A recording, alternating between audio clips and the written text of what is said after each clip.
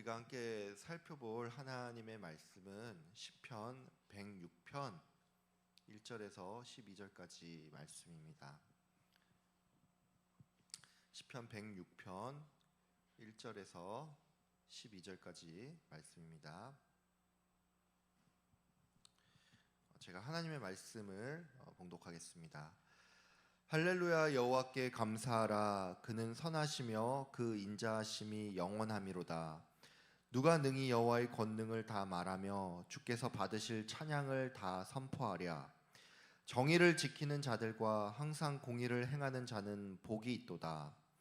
여호와여, 주의 백성에게 베푸시는 은혜로 나를 기억하시며 주의 구원으로 나를 돌보사. 내가 주의 택하신 자가 형통함을 보고 주의 나라가 기쁨을 나누어 가지게 하사 주의 유산을 자랑하게 하소서. 우리가 우리의 조상들처럼 범죄하여 사악을 행하며 악을 지었나이다.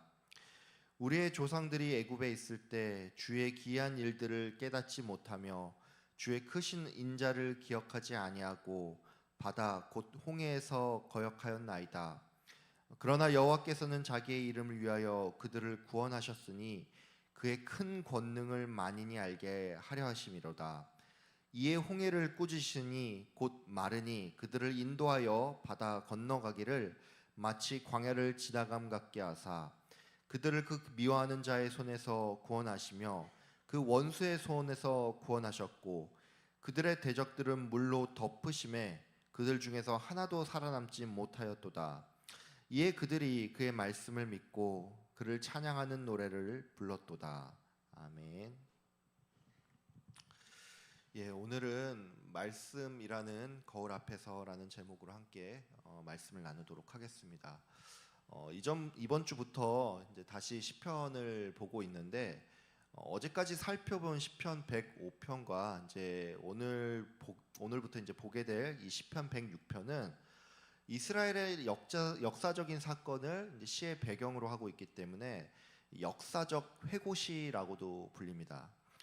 참고로 시편 90편부터 106편까지는 시편 4권에 들어가는데 이 시편 4권은 이제 공통적으로 하나님을 찬양하라라는 그런 메시지를 가지고 있습니다. 제가 앞서서 이 시편 4권이 하나님을 찬양하라라는 주제로 이루어져 있다고 했죠. 시편 4권은 이제 각 장마다 어떤 이유로 하나님을 찬양해야 하는지가 나오는데 시편 104편은 하나님의 창조 기사를 가지고서 이제 하나님을 찬양해야 한다라고 한다면 시편 105편과 106편은 하나님께서 이 세상을 창조하고 나서 그의 택한 백성들 가운데 어떻게 역사하셨는지 이에 대한 이야기가 담겨 있습니다. 시편 105편은 아브라함을 가장 먼저 언급하면서 하나님께서 어떻게 그의 백성을 인도하셨는지를 쭉 설명을 하는데 아마도 조금 예민하신 분들은 왜 저자가 아담을 언급하지 않고 아브라함을 가장 먼저 언급을 했는지 이에 대해서 조금 의문이 생길 수가 있습니다. 근데 여러분, 이 같은 배치는 저자의 관점이 이 세상의 그냥 모든 일반 역사를 주관하는 그 하나님이 아닌 그가 택한 백성에게 하나님이 어떻게 일하시는지 이것을 저자가 말하려고 하고 있기 때문에 아브라함을 먼저 언급하는 것이 자연스러운 일이라는 것입니다. 쉽게 말해 이거죠. 최초의 인류는 아담과 하와이고 또 그 이후에 이제 하나님과 동행을 한 에녹이라든지 또는 노아 같은 인물이 있기는 하지만 하나님께서 그의 택한 이스라엘 가운데서 어떻게 일을 하셨는지를 언급을 할 거라면 이 이스라엘의 정체성이 시작되는 시기를 역사의 시작점으로 본다는 것입니다. 즉 아브라함이 이스라엘 백성에게 있어서 믿음의 조상이기 때문에 그때부터 역사를 다룬다는 것이죠. 시편 저자는 이런 관점으로 이제 하나님께서 이제 족장 시대에 그들을 어떻게 이끄셨는지, 그리고 이제 야곱의 자손들이 애굽으로 넘어가고 또 그들이 애굽에서 나오는 과정 가운데서 하나님께서 어떻게 역사하셨는지를 쭉 설명하는데 오늘 우리가 살펴볼 106편도 이제 역시나 출애굽을 배경으로 하고 있는데 이제 본문을 좀 보도록 하겠습니다. 먼저 제가 1절부터 3절까지를 읽겠습니다. 할렐루야, 할렐루야, 여호와께 감사하라. 그는 선하시며 그 인자하심이 영원함이로다. 누가 능히 여호와의 권능을 다 말하며 주께서 받으실 찬양을 다 선포하랴. 정의를 지키는 자들과 항상 공의를 행하는 자는 복이 있도다. 시편 저자는 이 역사적인 사건을 먼저 언급하기에 앞서서 하나님께서 선하시고 인자하시니 또 그의 권능이 이루 다 말할 수 없을 정도로 크니 하나님께 감사하며 또 찬양할 것을 촉구했습니다. 이 1절부터 3절까지 본문 가운데서 우리가 좀 주목할 부분은 3절입니다. 왜냐하면 이 3절은 1, 2절과 같이 볼 때 내용이 뭔가 연결이 안 된다는 그런 느낌이 들기 때문입니다. 뭐 말하자면 이런 거죠. 하나님께서 인자한 분이시니 그를 찬양해야 한다라는 말 뒤에 갑자기 정의와 공의를 행하는 자가 복이 있다라는 진술은 서로 별개의 문장처럼 보일 수가 있다는 것입니다. 근데 여러분 이 3절은 1, 2절과 서로 분리된 것이 아닌 서로 연결된 것입니다. 왜냐하면 1절과 2절의 문맥에서 정의를 지키고 또 공의를 행하는 자가 복되다라는 이 표현은 하나님을 찬양하고 감사하는 일이란 바로 그의 택한 백성이 정의와 공의를 행하는 것이기 때문입니다. 여러분 우리가 하나님을 예배한다라고 하죠. 하나님을 찬양한다, 또 하나님께 영광을 돌린다, 이 같은 표현을 이제 우리가 종종 하는데 이것들은 뭐 그 행위 자체가 조금씩 다를지는 모르겠지만 결국에는 이 모든 것들이 하나님을 예배하는 일입니다. 우리는 보통 예배라고 하면 주일이나 또는 뭐 수요일 저녁에 이제 교회에 나와서 예배드리는 것을 생각하죠. 물론 여러분 이같이 특정한 시간에 어떤 장소에 모여서 예배를 드리는 것이 예배의 한 모습이기도 한데, 성도가 예배를 드린다는 것은 우리의 그 매일매일이 그 자체로 하나님께 예배가 되어야 한다는 것입니다. 그럼 여러분 우리가 매일의 삶에서 이제 하나님께 예배를 드리기 위해서 필요한 것은 무엇일까요?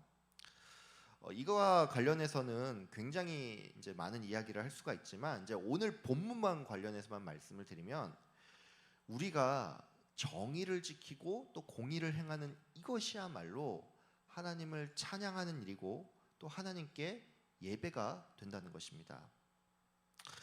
우리가 새벽에 이렇게 예배당에 나와서 이제 예배를 드리는 것은 정말로 귀한 일입니다. 근데 만약에 우리가 이렇게 입술로는 하나님을 찬양하고 또 하나님을 부르짖는데 정작 나의 삶 가운데서 내가 의롭게 사는 일에 관심이 없다고 한다면 이것은 지금 내가 하나님께 제대로 된 예배를 드리지 못하고 있다는 것입니다.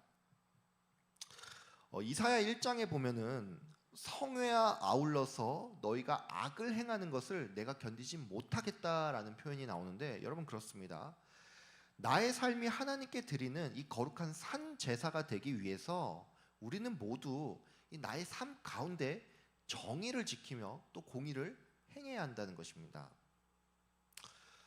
여러분 모두 이 성경이 말하는 그 선한 일들에 힘쓰시고 또 항상 정직하고 성실하게 살아가면서 이 세상이 볼 때도 이제 윤리적으로 바르게 살기 위해서 항상 노력하는 여러분들 되시길 바랍니다. 여러분 제가 이렇게 말씀을 드리는 것은 성도의 인생 목표가 도덕이어서가 아닙니다. 성도의 인생 목표는 도덕이 아닌 하나님께 영광, 즉 하나님께 예배드리고 찬양하는 것인데, 그렇기 때문에 우리는 진정한 예배를 드리기 위해서라도 정의를 지키고 이 공의를 행해야 한다는 것입니다. 여러분의 삶 가운데서 항상 공의를 행하시고 이를 통해서 하나님을 온전히 찬양하는 여러분이 되길 바랍니다. 이제 4절과 5절을 본문을 좀 보도록 하겠습니다. 제가 본문을 읽겠습니다. 여호와여, 주의 백성에게 베푸시는 은혜로 나를 기억하시며 주의 구원으로 나를 돌보사 내가 주의 택하신 자가 형통함을 보고 주의 나라의 기쁨을 나누어 가지게 하사 주의 유산을 자랑하게 하소서. 시인은 여호와 하나님께서 이스라엘 백성에게 은혜를 베푸시고 또 그들을 구원하셨는데 다른 누가 아닌 내가 이것을 잘 기억할 수 있도록 하나님께 간구했습니다. 시인은 또한 이스라엘 공동체가 경험한 그 형통을 바라보면서 자신도 이 일을 기뻐하고 또 주님의 유산을 자랑하게 해달라고 하는데, 여러분, 이 같은 시인의 간구는 시인이 자신과 국가를 또는 자신과 이 이스라엘의 역사를 한 운명으로서 바라보기를 원한다는 것입니다. 시인의 이런 바람은 특별히 이제 6절과 7절에서 잘 드러나는데, 제가 6절 7절을 읽겠습니다. 우리가 우리의 조상들처럼 범죄하여 사악을 행하며 악을 지었나이다. 우리의 조상들이 애굽에 있을 때 주의 기이한 일들을 깨닫지 못하며 주의 크신 인자를 기억하지 아니하고 바다 곧 홍해에서 거역하였나이다. 시인은 자신의 조상들이 하나님께 범죄한 그 역사를 언급을 하면서 지금 우리도 우리의 조상과 같이 큰 잘못을 범했다라고 고백을 하는데, 여러분, 이 시인의 고백은 사실 좀 놀라운 표현이라고 할 수가 있습니다. 왜냐하면 우리들은 이제 어떤 지점에서 나 자신을 국가나 또는 어떤 이 역사적 사실 앞에서 분리하려고 하기 때문입니다. 성도가 또는 뭐 세상의 일반적인 사람들이 자기 자신을 국가와 또는 어떤 이 역사적 사실과 동일시할 때도 있습니다. 이게 어떤 때는 그리고 또 이 일이 그렇게 어렵지가 않습니다. 쉽게 말해서 이런 거죠. 국가에 좋은 일이 있을 때 또는 역사적으로 이 나라가 좋았던 순간을 기억하는 것은 크게 어렵지 않은 일이고, 또 우리가 국가적인 경사를 통해서 내가 기쁨을 얻고 내가 자부심을 얻는 것 또한 이게 그렇게 어렵지 않은 일이라는 것입니다. 제가 예를 하나 좀 들어보겠습니다. 여러분, 만약에 우리나라가 이제 2026년에 이제 2년 뒤죠. 2년 뒤에 이제 월드컵 본선을 치르는데 만약에 이 손흥민 선수가 엄청난 활약을 펼쳐서 월드컵 득점을 하고 또 대한민국이 아시아 최초로서 월드컵 우승을 한다면 우리는 이 국가적인 경사를 마치 나의 일처럼 기뻐할 수가 있다는 것이죠. 또 우리나라에는 이제 뭐 이런저런 기념일과 또 공휴일들이 있는데 8월에는 광복절이 있었죠. 우리는 이처럼 이 나라의 역사에 있어서 그 나라의 경사를 기억하고 또 함께 기뻐하면서 이것을 마음으로 동참하는 것이 그렇게 어렵지 않다는 것입니다. 문제는 우리가 이처럼 좋은 일에 있어서는 나 자신과 국가를 또는 나 자신과 역사를 서로 동일시하려는 경향이 있는데, 국가적인 잘못이나 또는 이런저런 역사적인 과오에 대해서는 우리가 신기할 정도로 나의 눈을 감으려고 한다는 것입니다. 여러분, 왜 일본이 과거를 은폐하고 왜곡합니까? 미국이 이제 히로시마에 원자폭탄을 떨어뜨렸죠. 히로시마에 가면은 히로시마 평화 기념공원이라고 해서 이제 원자폭탄 투하 이후에 뭐 많은 사람이 죽고 또 고통을 당하지 않았습니까? 그래서 일본이 이것을 기억하고 또 평화를 기원하자는 의미에서 이 공원 안에 기념관을 조성을 하고 또 각종 나라의 위령비까지 만들었는데 참으로 아이러니하죠. 이들은 자기가 당한 것은 기억을 하고 이런 것을 만드는데 정작 자신들이 누군가에게 큰 괴로움을 안겨준 것에 대해서는 감추고 싶어하고 눈 감고 싶어한다는 것입니다. 여러분, 제가 방금 전에 이제 뭐 옆나라 일본의 사례를 들기는 했는데 정직하게 우리도 우리 자신을 좀 바라봤으면 합니다. 우리나라가 일제 시대 당시에 이제 일제 강요에 의해서 이제 기독교인들 중에서도 상당수가 신사참배에 참여를 했죠. 근데 여러분, 혹시 여러분은 이런 역사적인 과오를 앞에 두고서 이것을 놓고 회개하고 또 지금 나에게 이 같은 잘못은 없는지 나 자신을 좀 돌아본 적이 있습니까? 솔직히 말씀드리면 저도 제가 신대원에 가서 이 한국 교회사를 공부하기 전까지는 이 같은 의식이 전혀 없었습니다. 이 한국 교회 안에서 이 신사참배라는 주제는 이제 어떤 의미로 교단 간에 굉장히 큰 논쟁을 불러일으킬 수 있는 일종의 시한폭탄과도 같은 것인데, 이게 왜 그러냐면 어떤 교단은 자신들이 이 신사참배에 동조를 했기 때문에 이게 어떤 의미에서 감추고 싶은 역사라는 것이죠. 그래서 이런 교단들은 대체로 신사참배에 대해서 그 어떤 언급도 하지 않는 편입니다. 반면에 어떤 교단은 우리 교단은 신사참배를 반대했고 또 이로 말미암아 순교를 당한 우리의 신앙 선배들이 우리 교단의 초석을 다졌다라는 의미에서 우리 교단이야말로 이 한국 교회의 진정한 교단이다, 뭐 이런 주장을 하면서 이게 좀 더 지나친 나머지 다른 교단들을 전부 다 싸잡아서 비난을 하는 일부 몰지각한 사람들도 있다는 것입니다. 근데 여러분, 저는 이런 두 개의 상반된 모습을 보면서 참 못났다라는 그런 생각밖에 들지 않습니다. 시편 저자는 이 출애굽 당시의 이스라엘 백성이 하나님을 거역한 그 역사를 가지고서 이것을 그저 과거의 한 사건으로 받아들인 것이 아닌 지금 우리가 우리 조상들과 같이 하나님 앞에서 범죄했다라고 고백을 했습니다.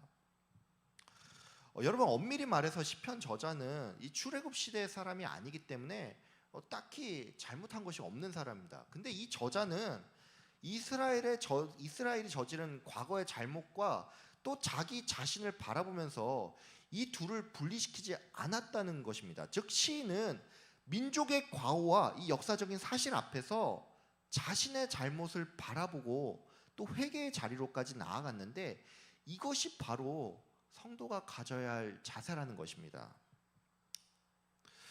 저는 여러분께서 이 성경을 통해서 이제 이스라엘의 민족을 바라보든지 또는 이 대한민국이란 나라의 과거와 현재를 바라보든지 간에 나와 그 대상을 분리시켜서 눈을 감는다든지 또는 나는 의롭게 살고 있는데 저들은 왜 저 모양이야, 뭐 이런 식으로 타인을 비난하는 것이 아닌 진정한 사랑과 긍휼의 마음을 가지고 이 민족의 기쁨 앞에서는 함께 기뻐하고 민족의 아픔과 또 여러 과오 앞에서는 함께 울면서 좀 회개하는 여러분이 됐으면 합니다.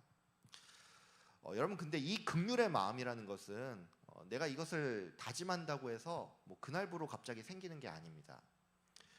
이 긍휼의 마음은 성도가 성경을 통해 다른 누가 아닌 나 자신을 비춰보고 나야말로 주님 없이는 가장 가망이 없는 존재인다는 것을 깨달을 때, 그때서야 비로소 이 마음이 생긴다는 것입니다.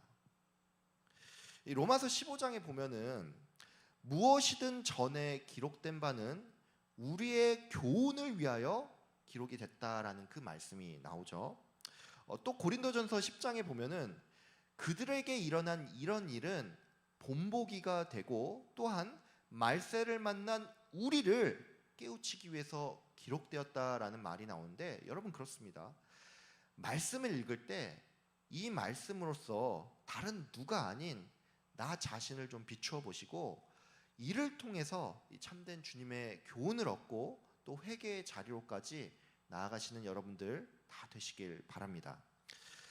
시인은 비록 이스라엘이 하나님 앞에서 여러 잘못을 했지만 하나님께서는 자기 자신의 이름을 위해서 그들을 구원하고 또 원수를 물리칠 거라고 말씀하셨습니다. 이 하나님의 인도하심을 경험한 백성들은 하나님을 찬양하게 될 것이라고 시인은 말을 했는데, 여러분, 이 이스라엘 백성을 애굽에서부터 이끌어내신 하나님은 과거의 역사 안에서만 머무시는 분이 아니라 지금 오늘 나의 하나님으로서 내 삶을 인도하고 계십니다. 여러분 모두 하나님께서 지금 나의 삶을 인도하신다는 그 사실을 굳게 믿으면서 항상 하나님을 찬양하는 여러분이 되시길 바랍니다. 여러분 모두 하나님의 선하심과 인자하심을 입술로 고백하며 또 나의 삶에서 정의와 공의를 행함으로써 하나님을 찬양하는 여러분 되시길 바랍니다. 말씀을 통해서 나를 비추어 보시고 또 이를 통해서 이 세상의 과오 앞에 또 역사적인 사실 앞에 내가 먼저 하나님께 회개할 것은 무엇인지 자기 자신을 돌아보고 또 돌이키는 여러분들 되시길 바랍니다. 하나님께서는 그분의 이름을 위해서 여러분 한 사람 한 사람을 가장 선한 길로 이끄실 것입니다. 이 하나님의 인도하심을 기대하며 주님을 항상 찬양하는 여러분들 되시길 주님의 이름으로 축복하며 기도합니다. 기도하겠습니다. 참 좋으신 하나님 아버지, 오늘 이 시편의 말씀을 통하여서